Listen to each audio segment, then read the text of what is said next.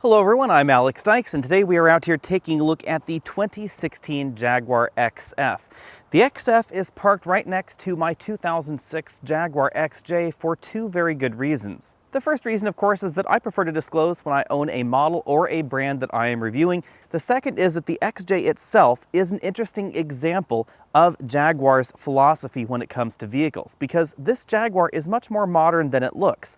Same thing goes for this Jaguar XF right here, because even though the XF does not look substantially different from the last generation XF on the outside, it is completely different under the skin.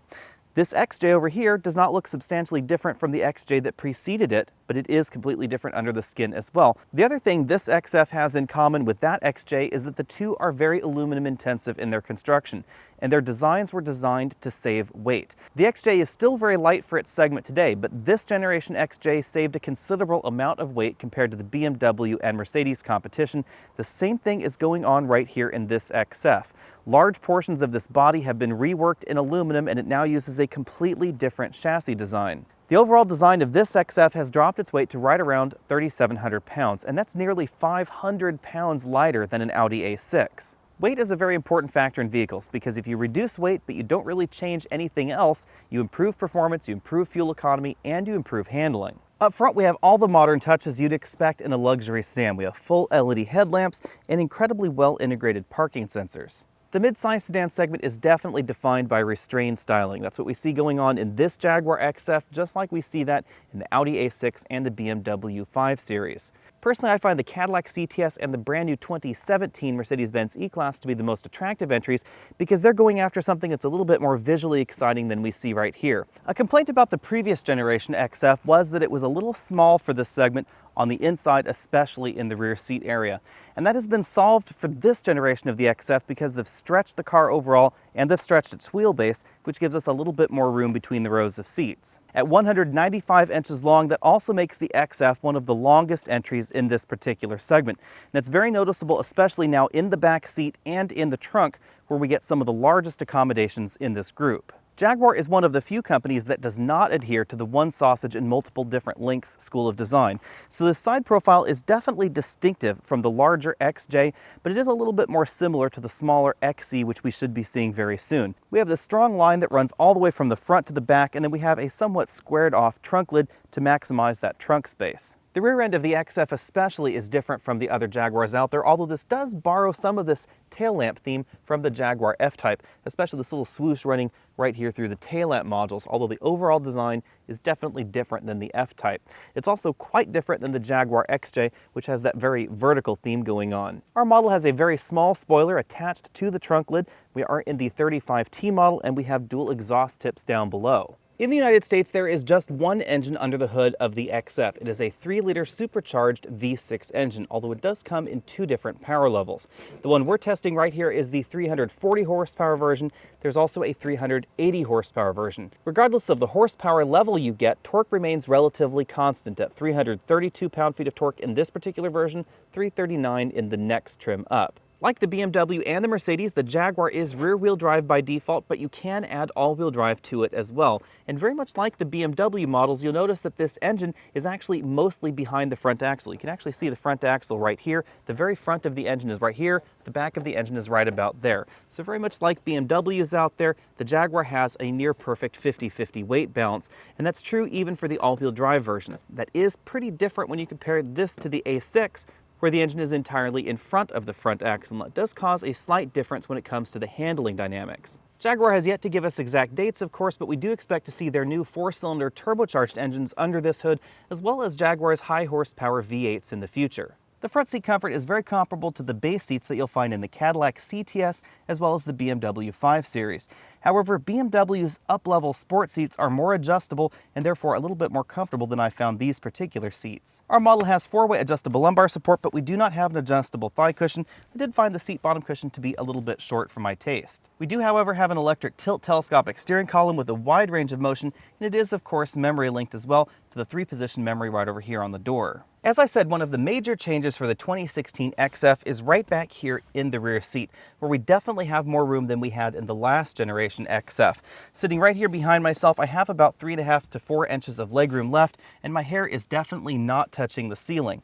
Even though the XF looks like it has a somewhat sloping rear profile, the roof profile on the inside actually stays quite upright toward the rear. Our model is equipped with the sunroof, and the glass panel actually ends right here just above the front seat headrests. However, Jaguar has definitely sculpted this roof line and really cut it back in right here around the rear passengers' heads.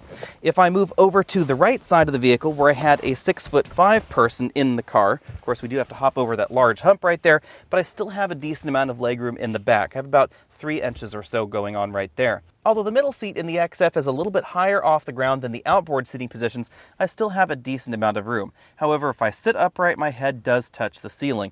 Now the hump right here in the middle is definitely pronounced in our model because we do have the optional 4-zone automatic climate control that takes a little bit of extra room out of that center console. It also means we have a much smaller storage cubby right there under the front armrest. As you'd expect from a modern luxury car, rear seat passengers get a softly padded center armrest with 2 large cup holders, and of course the rear seats fold flat for improved cargo practicality.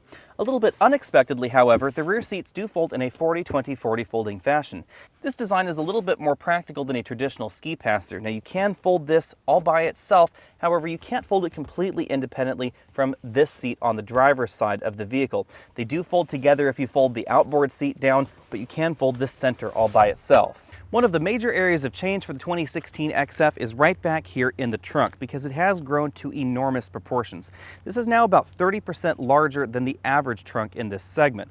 You can see I have a 26-inch roller bag and a 24-inch roller bag right back here, and they are quite far back in there, actually completely under the glass in the trunk area. You can actually put a 24-inch roller bag right here in front and then one completely behind in this cargo area. And that's including the fact that we actually have a compact spare tire right here under the load floor, along with a little bit of additional storage. Thanks to the generous dimensions of this cargo area, the fact that we have some additional storage under the cargo area load floor, grocery bag holders right back here, and a 12-volt power port, I'm going to give this 10 out of 10 points when it comes to my exclusive trunk comfort index. We also have a helper handle molded right here into the trunk lid, and of course a power trunk lid.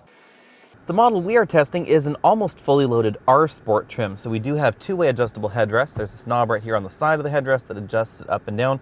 We also have the sunshades in the rear windows and non-height adjustable seat belts for both the driver and the front passenger.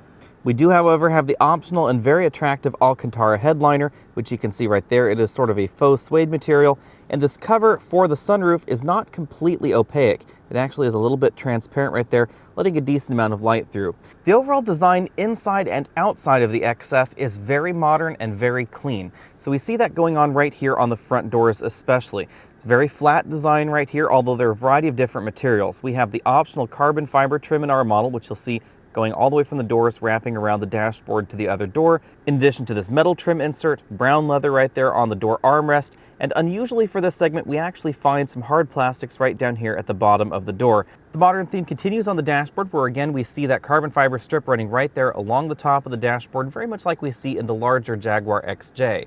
Jaguar makes a Meridian audio system standard on the XF, and there are 2 different Meridian systems. One is optional and one is standard. They both have speakers right here on the dashboard at a slight angle, which is kind of a nice twist. You'll also notice that the dashboard is also all stitched material. So right over here, it may look like an injection molded dashboard to the casual observer, but this is a stitched piece, and that's why we see that separate little door there for the airbag on the passenger side. Working our way down the dashboard, we have more metal trim and then a moderately sized glove compartment. I was not able to put a full-size iPad inside. The carbon fiber trim meets in the center of the dashboard with a small Jaguar logo right there and the center channel speaker. Below the 2 air vents right there, we find the infotainment and navigation system. Now there are 2 different systems available in the XF.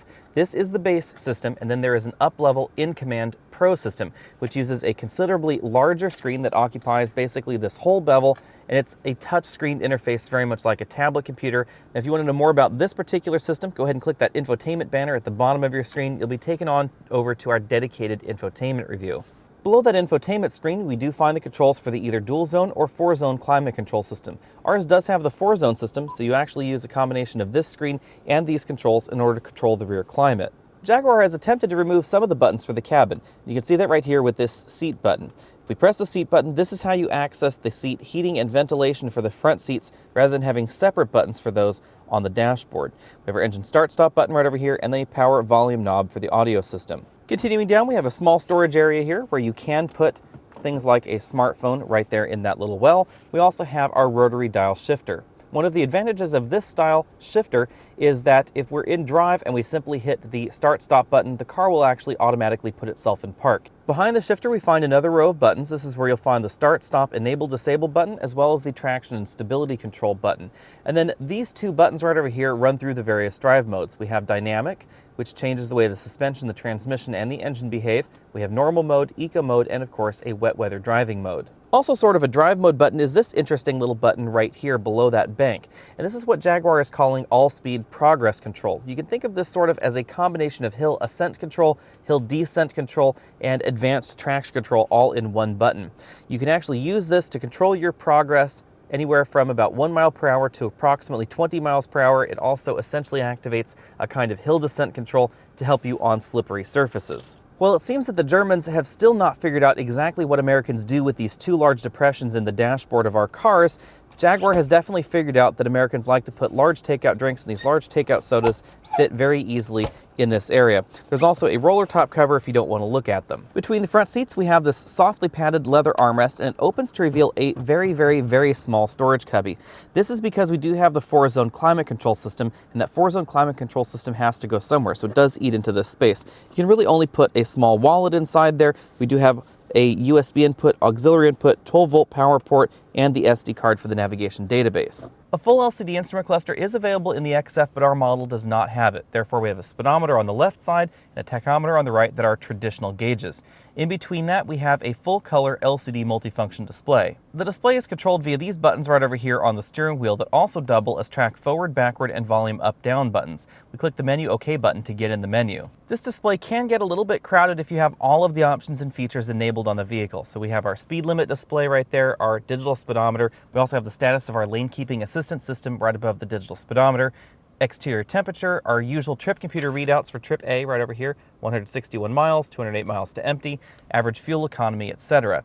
On either side of that, we have our engine temperature gauge, which does look a little bit different from the fuel gauge over there on the right, because you can see we actually have a bar that goes up and down in that window, and then on the left, it's just this little arrow. That means we're right here in the middle of the normal range. The gauges change color depending on the mode that you're in. So right now we're in dynamic mode, that's why everything is red. If we move over to normal or eco, the color does change. We now get white gauges, and of course a slightly different background on that central display. The little icons in the lower right of that display actively grade your driving behavior. So if you're driving in an economical fashion in regards to acceleration, your speed, as well as braking, then they'll all be little green bars. This display is also the place where we can adjust driver assistance features, blind spot monitoring, lane keeping assistance, that sort of thing. We also have access to our trip computer. We can change the way things function there, our display settings, as well as vehicle settings and vehicle information.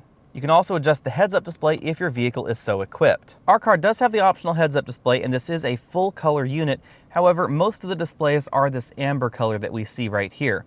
This display does not seem to be quite as crisp or quite as well featured as we find in certain BMW models.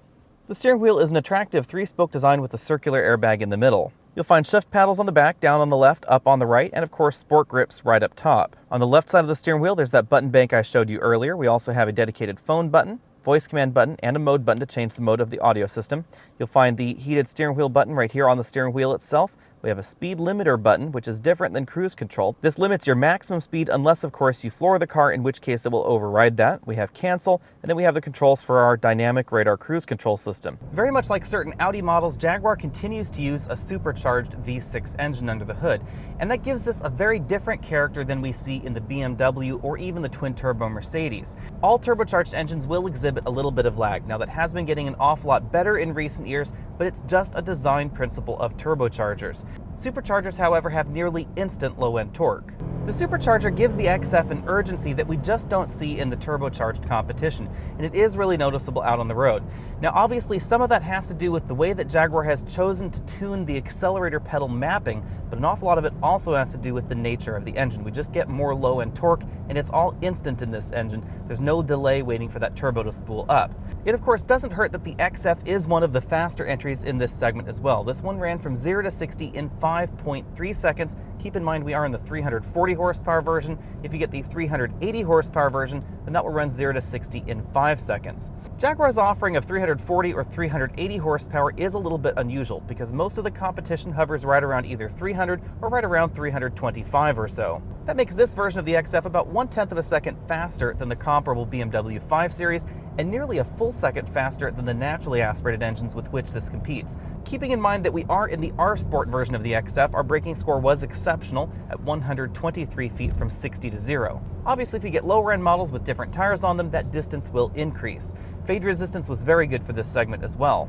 When it comes to handling, I'm going to give the XF an A+, because this has the excellent handling dynamics that we see in the Lexus GS. I realize that may sound a little bit funny, but the Lexus GS is one of the lighter models in this segment. It has a very good weight balance, and everything is very tuned towards the driver. The steering is engaging, the way the car responds is also very engaging.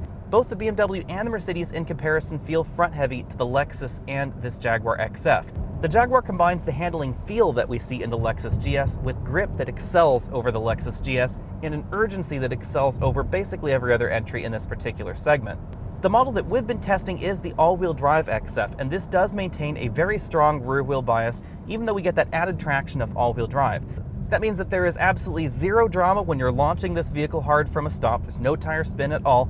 However, when you're out here on these winding mountain roads and you're really pushing the car hard, you can definitely feel the rear end of the XF swinging around. That's a different feel than we get in the Audi, because the Audi has an awful lot of weight up front in the vehicle, and that added weight in the front means that it feels a little bit reluctant to turn in. That same feeling is also going on to a degree in the BMW 5 Series and the Mercedes-Benz E-Class, just because of the way that those manufacturers have set up their suspensions. Jaguar, on the other hand, has opted for a very lively and very interactive suspension design. There is, of course, a toll to be paid for that handling prowess, and it is the ride. Now, this suspension never felt upset over broken pavement, but it definitely feels very, very firm. The firmer suspension in the XF is definitely noticeable out here on this gravel road, where even though we are now in the softest mode for this adaptive suspension system, it is definitely firmer than the BMW 5 Series. The BMW, the Audi, and the Mercedes are all softer than the Jaguar. Of course, I'm talking about the regular 535i and the regular 535 xDrive. Obviously, something like a BMW M5 is going to be much stiffer than this, but Jaguar doesn't have a vehicle that competes directly with that at this time. Cabin noise in the XF came in at 71 decibels, which actually surprised me a little bit because this didn't feel like it was that loud of a cabin. We are getting a little bit more road noise and a little bit more engine noise than we get in some of the competition, although the engine noise is fairly pleasing. The definite downside to a supercharged engine design is relative efficiency. If everything was equal, a supercharged engine would get poorer fuel economy than a turbocharged engine simply by the way they're designed. This is really why we're seeing more turbocharged engines than supercharged engines on the market these days. Now, some people have said that the reason Jaguar is doing this is because it costs less to develop, and while that may have some aspect of truth to it, another reason is definitely the overall feel of this engine. You just can't get the same kind of urgent feeling out of a turbocharged engine. This is also why we're seeing turbocharged and supercharged engines on the market like we see in the new Volvo models, because superchargers just give you that low-end urgency that a turbocharger can't match. Of course, I have been driving this car an awful lot harder than I was able to drive some of that competition, and that's likely going to account for some of the fuel economy, but you're still going to get lower fuel economy in the XF than some of the competition. The average sedan in this category has been getting larger, softer, and heavier with every generation, and that's very noticeable when we take a look at something like that BMW 5 Series. Now, while I do really like the 5 Series, I like it because it has gotten bigger and fatter and heavier and more luxurious, full of gadgets, etc. The Jaguar XF, interestingly enough, is the more pure driving experience in this segment. As I said, this combines the handling refinement that we see in the Lexus GS with the grip that we see in the Audi A6, the weight balance we see in the BMW 5 Series, and a sense of urgency that we just don't see in any other entry in the segment. The important thing to remember about the XF is that it comes in either 340 or 380 horsepower at this time. That means 0 to 60 times range from about 5 seconds to about 5.2. That's significantly faster than most of the base entries from the competition. The base A6 at $46,200 may seem like it's less expensive than the Jaguar XF, but remember that that is a just over 250 horsepower 2-liter turbocharged engine, and the A6 starts out as front-wheel drive. If you want the A6 with their 333 horsepower supercharged V6 engine and a rear-wheel drive power bias with the all-wheel drive system, it's going to set you back $57,400. That's a significant price bump over the base Jaguar XF, or even the Jaguar XF with all-wheel drive. Although the A6 3.0T is fairly quick at 5.38 seconds 0 to 60 in our testing, it was slower than the 340 horsepower version of the XF. The general design is also a big differentiator between the Jaguar and the Audi. The Jaguar is not only light for this segment, it also has an excellent weight balance, and the Audi A6 is very front heavy because the entire engine is in front of the front axle. And that means the Jaguar XF feels much more nimble out on the road. It feels better balanced, it doesn't tend to plow into the corners like you do get in the Audi A6. Now the Audi A6 is wicked fast and it's an awful lot of fun, but the Jaguar XF is that next level up. The XF's $51,900 price point is so low that really the only V6 entry in this segment that is lower than it is the Lexus GS 350 at just about $50,000. And that's really not a big difference between the GS and the Jaguar XF, especially when you consider performance. Because the Lexus GS uses a naturally aspirated 3.5-liter V6 engine, it is notably slower in 0 to 60 tests than the Jaguar XF. The big takeaway there is that 0 to 60 times in the all-wheel drive versions are actually going to be a little bit slower than the rear-wheel drive versions. As I said earlier, the Lexus GS has a very engaging handling feel. The steering rack is very communicative to the driver. It's easy to tell what all four tires are doing when you're going around a corner. That's not something that can be said about every entry in this segment. The Lexus GS definitely has the handling feel advantage over the BMW 5 Series. However, what strikes me as interesting here is that Jaguar has a handling feel and steering feel that's very, very close to that Lexus. The Lexus, the Cadillac, and the Jaguar are the top three best feeling vehicles in terms of overall handling feel out on the road. Unfortunately, however, for Lexus, they have a naturally aspirated engine in that Lexus GS. And while it does give you a very traditional power delivery feel, it's not going to be as swift as the Jaguar or the other options in this segment. We have a similar sort of thing going on over at Cadillac. The CTS starts at $45,560. That's for the base 2-liter turbocharged engine. If you want the 3.6-liter V6 engine in the CTS, which is going to be a hair slower than the Jaguar XF in base form, it will actually cost you a little bit more at $53,285. If you want to go faster in the Cadillac, they do have a very tasty option, which would be the CTS V Sport. That starts at $59,995, and it goes 0 to 60 faster than the 380 horsepower version of the Jaguar. Similarly, the current Mercedes-Benz E-Class starts at $52,650.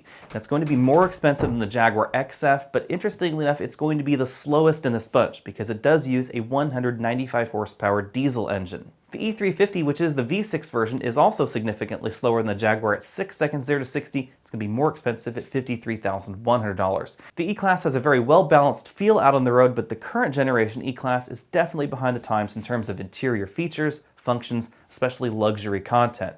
However, the 2017 model is going to leapfrog basically everybody in this segment. The all-new Mercedes-Benz E-Class is not only going to be faster, it's going to be more luxurious, it's going to be snazzier, and it's going to be significantly more expensive.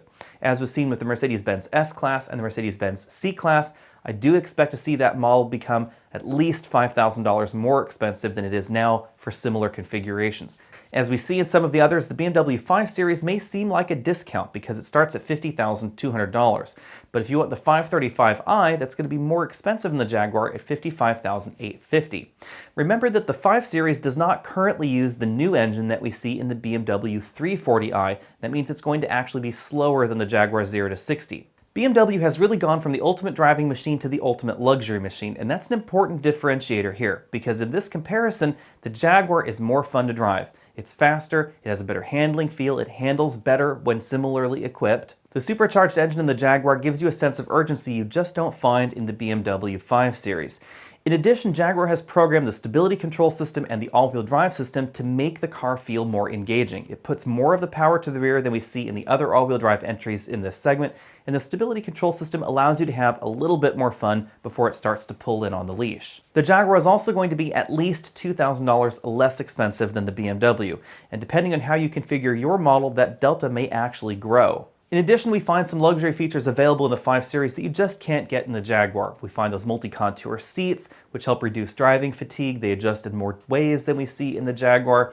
The level of polish on the rest of the systems is higher as well. The heads-up display is much more attractive than we see in the Jaguar XF, but you will pay more for all of those options. The BMW is going to be more expensive. Some people may see this as a switch of positions for Jaguar and BMW, with Jaguar becoming the slightly sportier option and BMW being the slightly more luxurious option. But in truth, this is actually going a little bit back to Jaguar's history, because they used to be a company with definite sporting roots. If you're looking for the most luxurious option in this segment, that would be the brand new 2017 Mercedes-Benz E-Class without a doubt. Of course, you're going to pay an awful lot more for that than you would every other entry in this segment. If you're looking for the best balance between sport and luxury, I would actually say that's the BMW 5 Series, and I think the 5 Series is currently my favorite entry in this segment.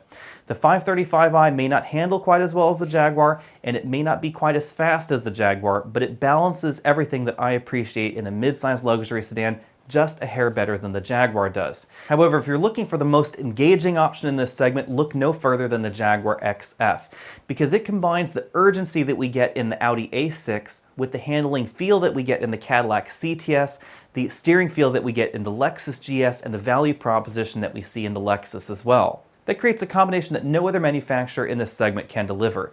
In addition, the Jaguar XF is probably the cleanest and most modern looking of the bunch. So again, my bottom line is the BMW 535 Xi over the XF, unless, of course, you're after sharper handling, slightly better 0 to 60 performance, or you're looking at that 380 horsepower version of this, then I'd take the Jaguar over the BMW. Thanks for watching. Again, I'm Alex Dykes, and this has been the 2016 Jaguar XF. Be sure and click those related videos down there across the bottom of your screen. Hit that subscribe button if you haven't already done so, and I'll see you next week.